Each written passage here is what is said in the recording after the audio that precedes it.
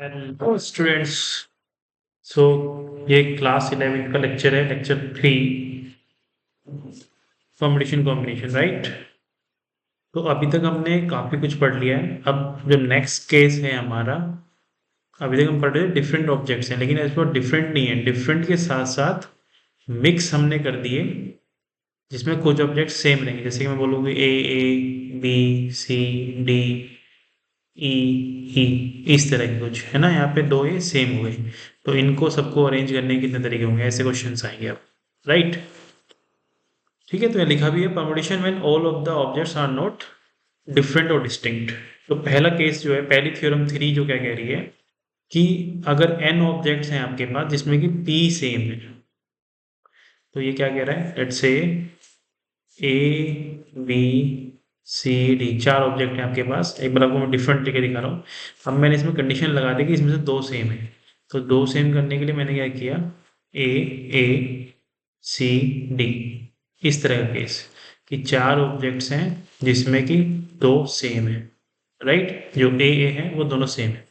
तो अगर मैं इन चारों को अरेंज करूं तो कितने तरीकों से मैं इनको अरेंज कर सकता हूं, तो उसके तरीके क्या होंगे, n factorial upon p factorial, यानी कि 4 factorial divided by 2 factorial, right.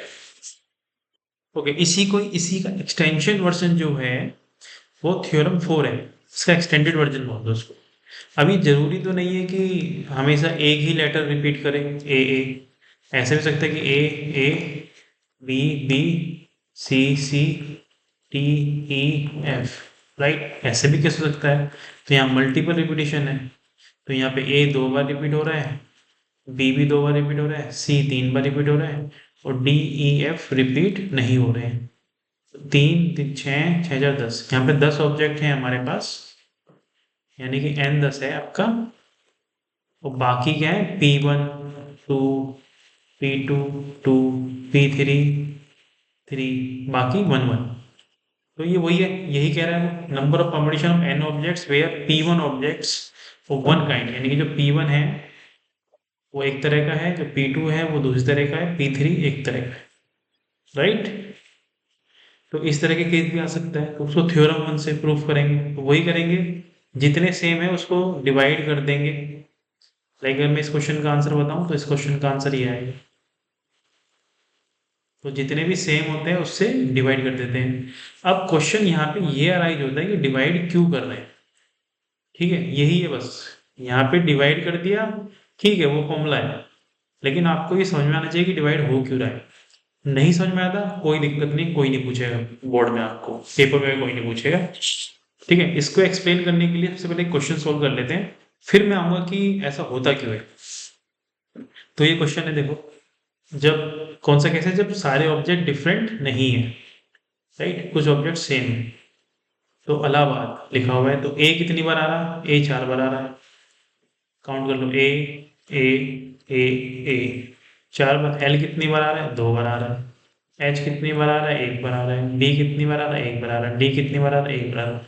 तो सबसे पहले तो है ना, इसका करने का जो तरीका होता है, इसके करने का जो तरीका है, एक मिनट, ये चल क्यों नहीं रहा है, जस्ट सेकंड, नहीं चल रहा है, इग्नोर इट। ओके, इसका करने का जो तरीका है,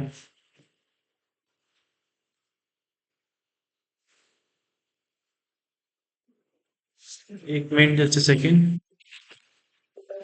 ओके, गॉट इट। ओके, इसे करने का जो तरीका है वो सिंपल है। इलाहाबाद लिखा है ना, है, टोटल काउंट कर लो, 1 2 3 4 5 6 7 8 9, ठीक है, 4 दूनी 8 1 9, हाँ, एन कितने हैं, 9। अब इनको यहाँ पे भी ऐड करो, 4 + 2 + 1 + 1 वो भी 9 है, तो ठीक है, मैच कर रहे हैं, यानी कि काउंटिंग में कोई गलती नहीं हुई उससे। ठीक है, अब वही है, रिपीटेशन अलाउड है, सॉरी, लेटर रिपीटेड है, सो अरेंज करने के कितने तरीके होंगे, टोटल तरीके, और डिवाइड कर दो जो सेम है, यही आंसर। बस सिंपल क्वेश्चन, इसको रटना है रट लो, जिसको समझना है रुको समझो। अब देखो मैं आपको समझाता हूँ कि डिवाइड क्यों हो रहा है। सपोज करो आपके पास चार लेटर हैं, A B C D, ठीक है। अब मैं आपको इससे पहले लेक्चर में बता चुका हूँ, अगर इन चारों का ही अरेंजमेंट आप करोगे तो वो 4 फैक्टोरियल तरीके से होगा। ये मैं बता चुका हूँ कि n P n is equal to n factorial. जब एन ऑब्जेक्ट्स में से एन ही सिलेक्ट करके अरेंज करने होते हैं तो एन फैक्टोरियल आता है। तो 4 ऑब्जेक्ट्स में से 4 ही सिलेक्ट करके अरेंज करना है तो 4 फैक्टोरियल, दैट इज 24 वेज। ठीक है, तो ये 24 वेज मैंने यहाँ पे लिख दिए हैं कि कौन से 24 वेज होंगे। ठीक है, ओके। अब सपोज करो, जो हमें समझ तो ये समझना है कि रिपीटेशन अलाउड है, तब क्या होता है ऐसा, राइट? तब ऐसा क्या हो रहा है? अब मैंने क्या किया कि रिपीटेशन वाला केस ले लेते हैं। तो रिपीटेशन वाले केस के लिए मैंने क्या किया, ए ए डी, मैंने ये एक नंबर ले लिया। इसको अरेंज करने के तरीका, तो पहले तो मैं फॉर्मूले से काउंट कर लेता हूँ। फॉर्मूले से कितने होंगे, 4 फैक्टोरियल, ए 3 बार रिपीट हो रहा है तो 3 फैक्टोरियल, तो इसका आंसर कितना आ जाएगा, 4 आ जाएगा। यानी कि 4 ही तरीके हैं इसको अरेंज करने के। लेकिन जब ये डिफरेंट है तो उसको अरेंज करने के तरीके हैं 24। तो अब देखो मैंने ये लिख भी दिया यहाँ पे, ये 24 वेज यहाँ पे दिए हुए हैं। अब इस 24 में ही, अब देखो टेक्निकली तो हुआ यही है ना कि ए बी सी डी लिखा था, मैंने ए की जगह ए लिखा, बी की जगह भी ए लिखा, सी की जगह भी ए लिखा और डी को डी रहने दिया। तो जहां जहां पे आपको ए बी सी नजर आ रहे हैं वहां ए लिख दो और डी को डी रहने दो। देखो हर जगह मैंने ऐसे ही कर दिया, आप ध्यान दो, हर जगह मैंने ये रिप्लेसमेंट ऑलरेडी कर दी है, राइट? ओके, ध्यान दो आप, हर नंबर में मैंने ऐसे ही किया है, ये देख लो। ठीक है, अब आप ये ऑब्जर्व करोगे कि जब ऑब्जर्वेशन से देखो, आप अपनी ऑब्जर्वेशन से आपको मैं आपको ना हाईलाइट करके दिखाऊंगा कि हो क्या रहा है यहाँ पे। Just let me take a good colour. हाँ ठीक है, उससे पहले जितने भी नंबर रिपीट हैं, यहाँ पे 3 नंबर रिपीट है, उसका फैक्टोरियल कितना आएगा, 6 आएगा। यहाँ पे ए कितनी बार, 3 बार, 6 आएगा, राइट? तो यहाँ पे क्या होगा कि 6 कॉम्बिनेशन आपको सेम दिखाई देंगे। 6 कॉम्बिनेशन आपको सेम दिखाई देंगे। तो जितने भी लेटर होते हैं जो रिपीट होते हैं, जैसे यहाँ पे 3 है तो 3 फैक्टोरियल इक्वल टू 6, उतने ही कॉम्बिनेशन आपको सेम दिखाई देंगे।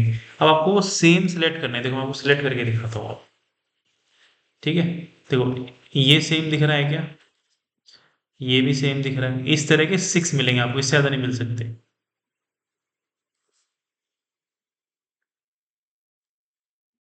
ठीक है, और ढूंढो,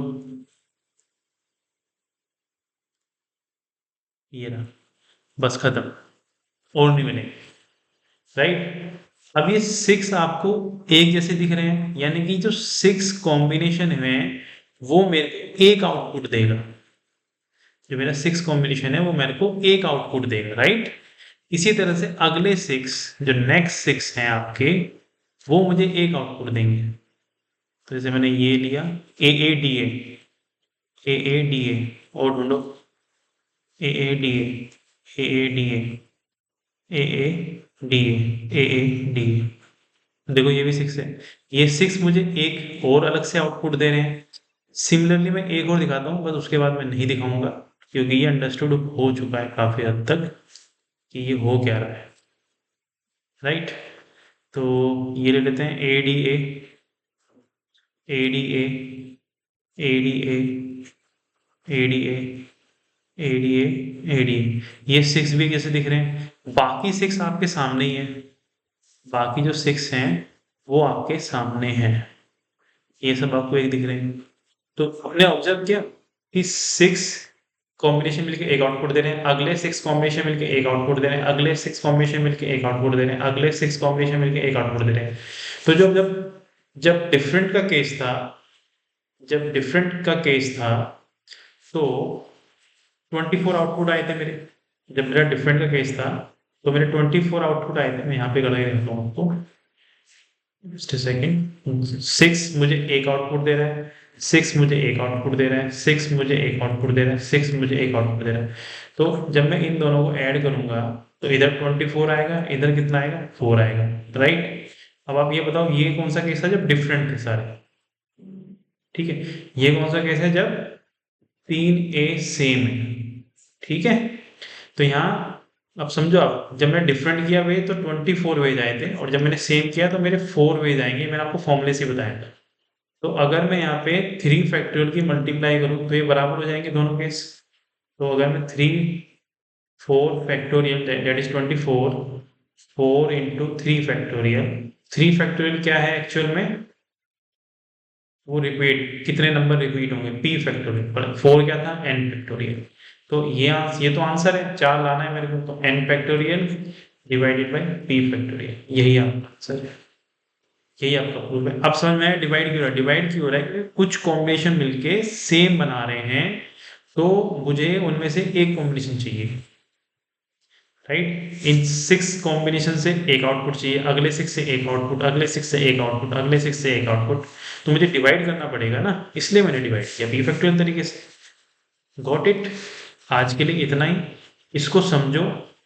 सिंपल होमवर्क के लिए आप 3 लेटर करके देख लो, A B C, तो यहाँ पे A A C ये करके देखो, भर जाओ करके देखो।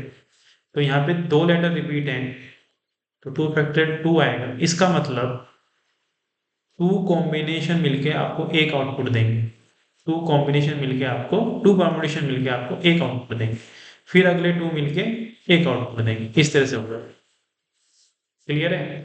फिर अगले 2 मिलके एक आउटपुट देंगे, राइट। तो इस तरह से आप करके देखो, तब समझ आएगा। तो अब यहाँ पे आपको थोड़ी फीलिंग आ रही होगी कि हम डिवाइड क्यों करते हैं, जिसको नहीं आ रही इट्स ओके, नॉर्मल है, कोई बात नहीं, इतना घुसने की जरूरत नहीं है, कोई नहीं पूछेगा। ओके, तो अभी इतना करते हैं, अगले लेक्चर में मिलेंगे, कॉम्बिनेशन पढ़ेंगे।